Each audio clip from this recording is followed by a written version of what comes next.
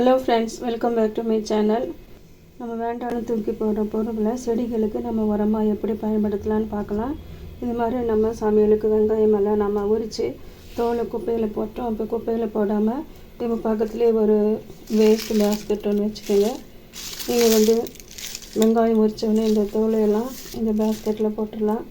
பாருங்கள், உருளைக்கிழங்கு, சவுக்காய், நிறையா காய்கறிகளோட தோல், கேரட்டு, பீட்ரூட்டு, இது மாதிரி நிறைய தோல்களை,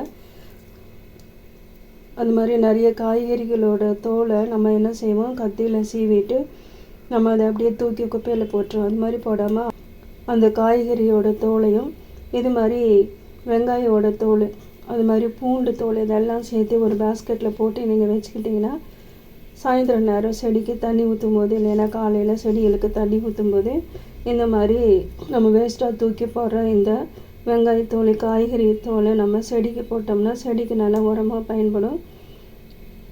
நிறைய பேர் வீட்டில் செடி வளர்ப்பாங்க. இது மாதிரி இந்த டிப்ஸ் உங்களுக்கு யூஸ்ஃபுல்லாக இருக்கும்னு நினைக்கிறேன். இந்த டிப்ஸ் உங்களுக்கு பிடிச்சிருந்ததுன்னா லைக் பண்ணுங்கள். அடுத்த டிப்ஸ் என்னென்னு பார்க்கலாம். நம்ம சமைச்சிட்டு இருக்கும்போது அவசரமாக நம்ம வேலைக்கு போகும்போது சமைச்சிட்டு இருப்போம். கை தெரியாமல் இந்த கடாயில் பட்டுரும். அதே மாதிரி குக்கரில் சமைக்கும்போது குக்கரில் கை பட்டுரும்.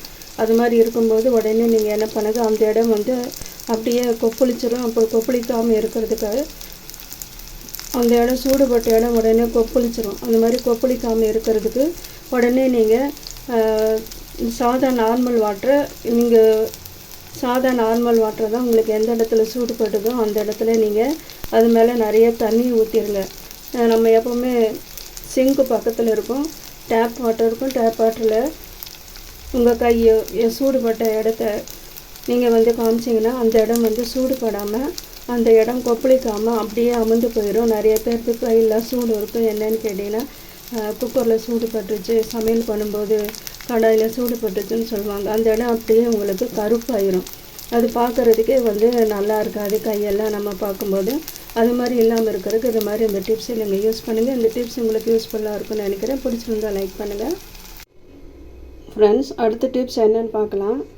நம்ம சாதமெல்லாம் ஹீட் பண்ணி ஹாட் பாக்ஸில் நம்ம போட்டு வைப்போம். ஹீட்டாக அப்படியே இருக்கணும். சாப்பிடும்போது ஹீட்டாக இருந்தால் தான் நல்லாயிருக்கும். எப்போவுமே சாதம் சூடாக சாப்பிட்டா தான் நல்லாயிருக்கும். அதனால் இது மாதிரி ஹாட் பாக்ஸில் போட்டு வச்சுருவோம். ஹாட் பாக்ஸில் போட்டு கொஞ்ச நேரம் கழித்து பார்த்தீங்கன்னா அந்த மூடி ஃபுல்லாக உங்களுக்கு தண்ணியாக இருக்கும். இது இப்போ தான் நான் போட்டேன், அதனால் கம்மியாக இருக்குது. நம்ம கொஞ்ச நேரம் அப்படியே நம்ம மூடி வச்சுருவோம். அப்படி கொஞ்ச நேரம் கழித்து நம்ம பார்க்கும்போது மூடி ஃபுல்லாக நிறைய தண்ணியாக இருக்கும். இந்த நீராவி பட்டு ஃபுல்லாக தண்ணியாக ஆயிரும்.